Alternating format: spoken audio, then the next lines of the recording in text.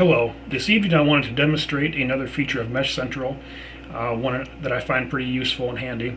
I'm running Mesh Central on my own server, my own web server. I've got a static IP address that it runs on, and it's actually on a VM under Hyper-V. Running on server 2012, I believe I have it on. I'm going to go to my Mesh Central site, and you'll see it loads on my own server. It's not using the info.meshcentral.site at all. This is my list of machines that I've got set up on Mesh. Each one, they're really just my customers. Not all my machines, but a lot of them are in here. Today what I've got is one of my clients. They have a Brother printer that I maintain, and they've got a drum warning on it that it needs a new drum. And before I order that drum, I wanted to make sure there was no other consumables that were due to be replaced. You know, it makes more sense to order what I need at once and then do one service call, then instead of showing up today to do one call and then a week later another part goes out. So I wanted to log in and look at the printer. None of these machines are over VPN. I've only got just Mesh to access my remote machines. So what you're going to see happen here is through the internet, through Mesh, which is the nice feature. This is the customer. I'm going to click on one of the machines. This is after hours. It's about 9 o'clock, so most of the machines are turned off, but a few of their servers are up and running. So I'm just going to connect to one of their servers, and you'll see it shows the power state.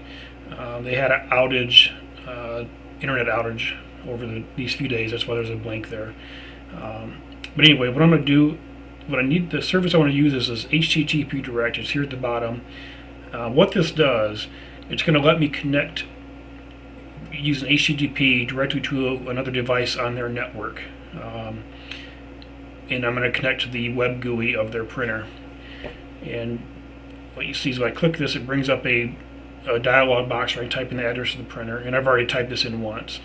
Just for reference, my local LAN is a 10.100 address, so it's not even this at all.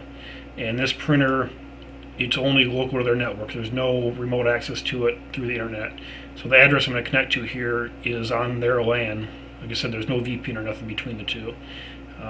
And you'll see that the address of the server I'm connected to is 192.168.100.240. And what this is going to do, this is going to use Mesh on that server that I'm remotely connected to now.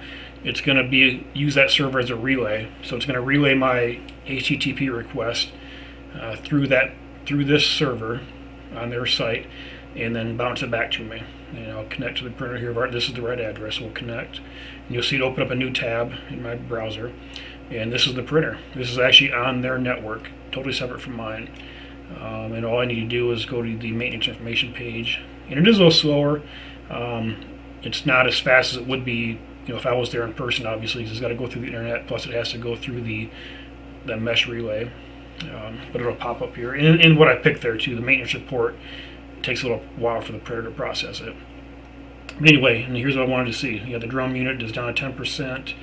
And it looks like the rest of them are in pretty good shape, so I don't need to order any other consumables. But anyway, that was the whole point of that. So it gives you the option of connecting to a web-based GUI device on one of the client's networks without having to set up a VPN or do port forwarding, that kind of thing. I have noticed though that some sites, there's some routers that are using HTML5 and a little more advanced like JavaScript. It doesn't always work through this HTTP direct.